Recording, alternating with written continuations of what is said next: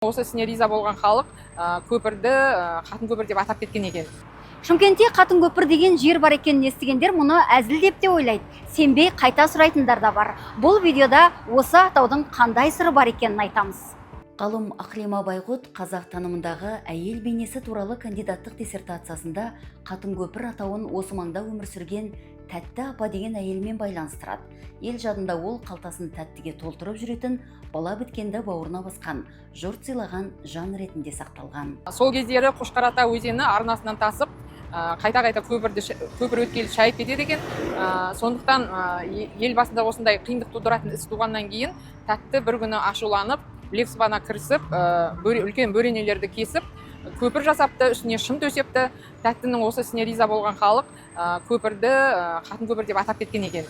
Бұл атауға қатысты ел ішінде бірнеше дерек айтылады. Ғалымның сөзінше тағы бір нұсқада Қошқарата өзені тасып, көпірді қайта шайып кеткен соң, Тәтті апа қызымен күйеу баласын ертіп, Әбдірахман деген байдан көмек сұрайды, бірақ бай жәрдем бермейді.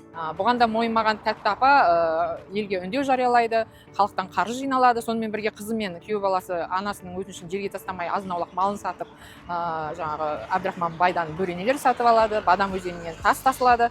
Сөйтіп 1884 жылы халықтың көмегімен көпір орнатылады. 1900 жылғы наурыз тасқынында көпір тағы қирайды.